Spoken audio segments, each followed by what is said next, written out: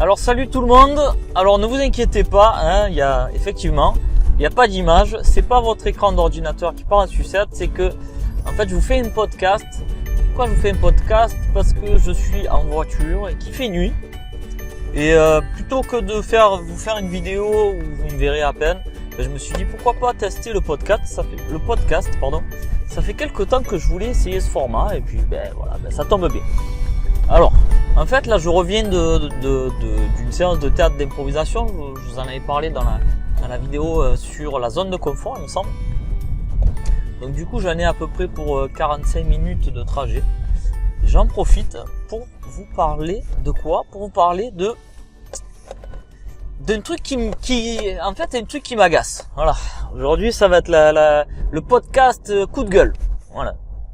Un truc qui m'agace, c'est en fait, je vois pas mal de débutants ou même de e-commerçants un petit peu avancés qui galèrent à développer leur chiffre d'affaires en fait. Et je vois ces personnes-là galérer avec des options de psychopathes sur leur site. Ils sont là, ils cherchent vraiment à ce que leur site soit nickel. Alors, on peut pas en vouloir à une personne qui veut un site qui soit nickel, on peut pas lui en vouloir. Par contre, avoir le dernier module de la mort qui tue pour que quand tu appuies sur ajouter au panier, ça clignote, ça t'envoie un SMS et ça choisit pour toi je sais pas, n'importe quoi, une option à la noix. Franchement, j'en vois pas trop l'utilité. Alors, peut-être que là ça vous parle pas, mais je vais vous donner un exemple pour que vous compreniez bien. À l'époque il y a quelques temps, Amazon était précurseur de toutes ces nouvelles petites options.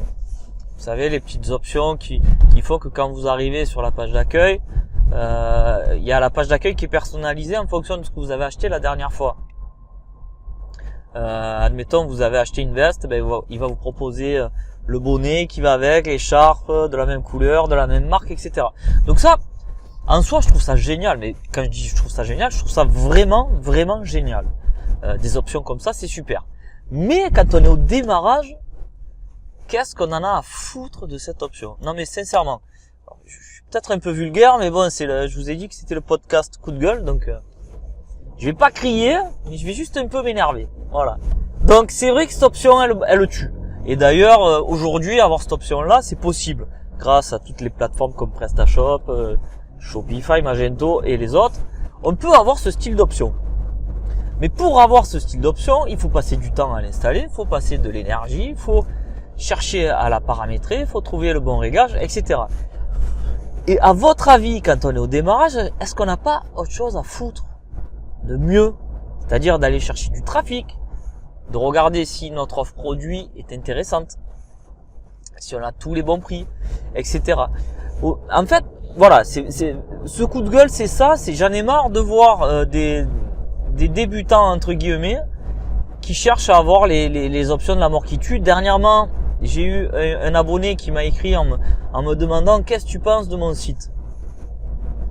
Alors c'est pas compliqué, son site il est 10 fois plus beau que le mien. Voilà. Et en dessous de la question, qu'est-ce que tu penses de mon site? Parce que moi, en fait, je n'arrive pas à vendre. Je ne fais aucune vente. Qu'est-ce que tu en penses? Comment ça se fait? Comment ça se fait? Je pense que toute l'énergie que tu as eue, tu l'as mis dans le développement de ton site, dans la beauté de ton site, et tu ne l'as pas mis dans la recherche de trafic.